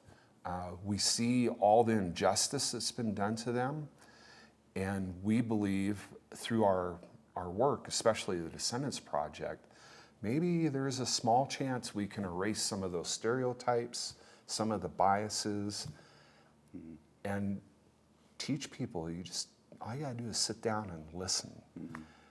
We're all the same, you know? And So I think our passions are equal, and it's rare that you find someone that you can spend 24/7 with. No, yeah. And we do. We yeah, and you know, we have our differences once in a while, but for the most part, My wife is so smart. There you go. So you have the right perspective. You Well have, said. yeah, Well you have the right said. perspective on not just the project, but that point as well. Yeah. So, I think that's going to keep you going. every once in a while I hear Yeah. my husband's so smart. So wonderful story. Thank you for sharing all this with us. But I see this project doesn't end. I mean, there's possibilities for this to continue. What do you see for this to carry on for even after you have quit doing this? Jeff, that's a great question. And one of my board members asked that recently at a board meeting. Is my oldest sister, Ann. And she says, well, what happens after the Descendants Project? You know, as we have this goal, 30 descendants, a book, an exhibit, and then what, right? So on our last trip, I was playing with this idea, and we've talked about this. And I got to thinking, well, so Curtis was 4 generations ago, and then here we are working with descendants of the people that he worked with. What if we can set the foundation up so that in 3, 4, 5 generations, somebody else picks it up again, and they pick these same stories up with descendants of then, looking at the ancestors we worked with today, looking at the ancestors Curtis worked with. How powerful would that be to keep this whole thing going for multi-generations into the future? That would be fascinating to do that. I hope we can somehow. Somehow, honey. From time to time, I get asked what kind of equipment my great-grandfather used for his North American Indian project, and what kind of equipment am I using? Well, Great-Gramps used a large format camera, and he had a plethora of different formats that he used. The largest that we're aware that he used was an 18-inch by 22-inch view camera with a 4-foot bellows, all the way down to a 5x7. Early in his career, I think probably predominantly he was shooting 11 by 14 in the field. As you can imagine, this is heavy and bulky. He got turned on to the Kodak Primo Reversible, which was a whole plate format or 6.5 inch by 8.5 inch, and that's what the bulk of the material was that he produced. So starting out in our Descendants project, I wanted to emulate the look and feel that Curtis captured, and I tried that digitally with my D850. I tried several different lenses. The first lens in my bag that I went to was the 85 1.4, which is a beautiful lens, but it's still a little bit too much depth of field. So I tried tilt shift. I tried a Petzval made in Russia. And the thought was, well, one of these combinations, along with our skill in Photoshop, and we'd get the look and feel. Couldn't do it. Digital just captured way too much detail compared to analog film. So I told my wife, Coleen, I said, honey, we can't do it digitally. We've got to go back to analog and shoot old school film. She's a little bit nervous about that, but I had quite a bit of experience with large format view cameras back in photography school and past that, so mid-70s to early 90s before I stopped using the view camera. So we get into the project. I've got to get a view camera. We ended up with the Chamonix view camera. Quinn Jacobson helped get me set up and got me some lenses to go. And so that's what this camera is. This is a whole plate, 6.5 inch by 8.5 inch size negative. I've got a Turner Reich lens mounted on here, which we think is the same lens or very similar to what Curtis used. And it renders images almost identical to the views that I see my great-grandfather doing. It's got a Betix #4 shutter. So fastest shutter speed I'm capable of with this setup is 50th of a second, wide opens f8. And that's what I shoot with. At the back of the camera, it's got the ground glass view. So I have a dark shield that I put over here and look under here to do my focus and composition. When I've got that all set and I'm ready to shoot, this back just comes off. And I put on my film back.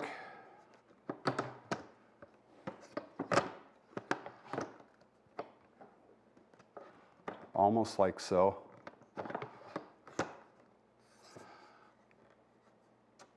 Oh.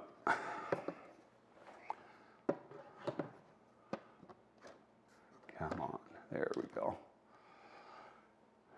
You can cut that right. So when I've got the film back on, loaded with my glass plate, and I'm ready to photograph, dark slide comes out, hit the cable release, make my exposure, plate goes back in, and I can take this back off and put another one on loaded with film.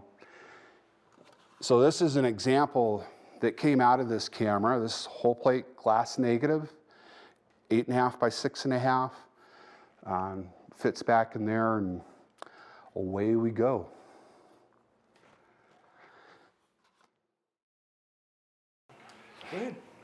What we have here are a couple volumes of the North American Indian that Curtis produced, and I wanted to show how they would come to a subscriber in a box. I don't think most people get to see this. So it'd come in a box, and then you take your volume out, and it was also inside of a bag, a paper bag with the Curtis Studio address and such on there. And so this volume, this is one of the top of the line, so it's got leather on here bound, it's got gold leaf. The rest of the edges are deckled edges. And inside the volume, early on you're gonna find family notes. So they'll have a set number, and these are both set 86. Set 86 was Edward Curtis's private set, and it's listed on the laureate list as such. So these are tissue photogravures in this volume, and a photogravure hand printed one by one. So they took a lot of time and effort to do these. We've got tissue paper in between, and then the introduction, forward by Teddy Roosevelt.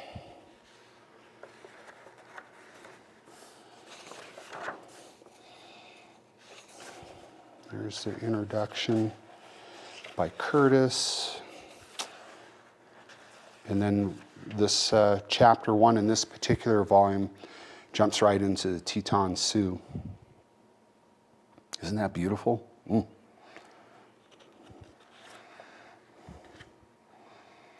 And then he goes on with his field research and general description of the Teton Sioux. There's more pictures throughout.